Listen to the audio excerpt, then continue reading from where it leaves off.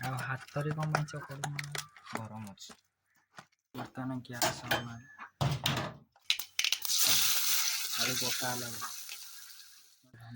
ପଖାଳ କାଞ୍ଚି ଆଉ ଏଇଟା ଇଏ ବର୍ତ୍ତମାନ କ'ଣ ଚାଲିଛି? ଆଳୁ ଚକଡ଼ା। ଇଏ କ'ଣ ଟମାଟୋ ଆଉ ଲୁଣ ଦେଖି ନିଅନ୍ତୁ। ଟମାଟୋ ବର୍ତ୍ତମାନ ଚକଡ଼ା ଚାଲିଛି। ୟା ସହିତ କ'ଣ ଖିଆ? ପଖାଳ। ଆଉ ହାତରେ କ'ଣ ପାଇଁ ଚକଡୁନ? ଗରମ ଅଛି। ଲୁଣ ପକାଉନୁ। ଲୁଣ କେତିକି ପଡ଼ିବ? ସ୍ୱାଦ ଅନୁସାରେ।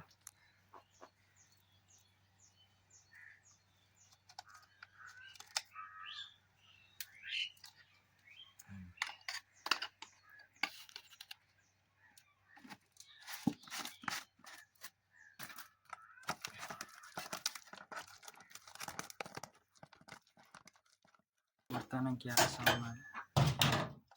ଲଙ୍କା ଆଗରୁ ପକେଇ ଦେଇଛି।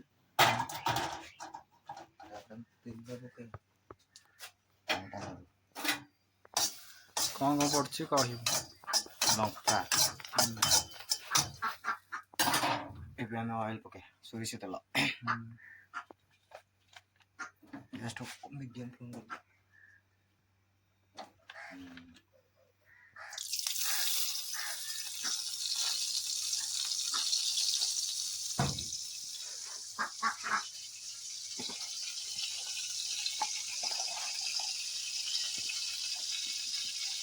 ଜିରା ଆଉ ସୋରିଷ। ଦେଖନ୍ତୁ ଆଳୁ ବର୍ତ୍ତମାନ ଥୁଆ ହେଇଛି।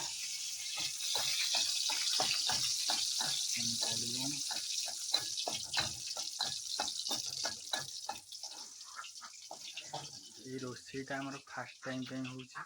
ଏଇ ଚ୍ୟାନେଲରେ କେତେବେଳେ ଏମିତି ପଡ଼ିନଥିଲା। ବର୍ତ୍ତମାନ ଜିରା ପଡ଼ିଲା। ଜିରା ଆଉ କ'ଣ କରୁଛ? ଖାଲି ଜିରା ଆଳୁ ପକା ହେଲା।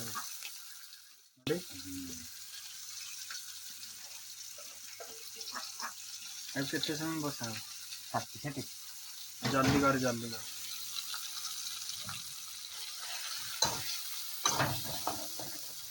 ବର୍ତ୍ତମାନ ଆଳୁ ୟା ପରେ ଆଉ କିଛି ପଡ଼ିବନି ଯେ ଲୁଣ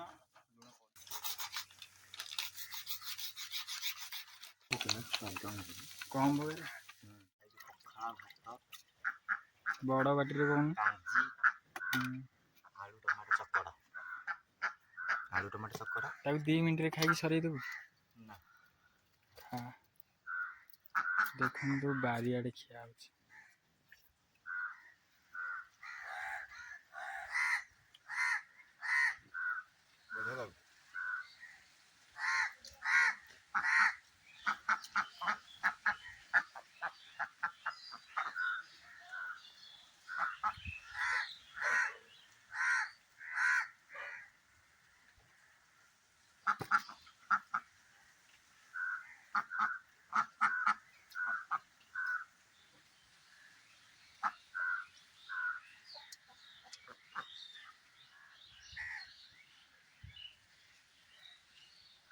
ଆଉ ପଖାଳରେ କ'ଣ ପଡ଼ୁଛି? ଲୁଣ। ଦେଖନ୍ତୁ ଇଏ ହେଉଛି ପଖାଳ କାଞ୍ଚି ଆଉ ଏଇଟା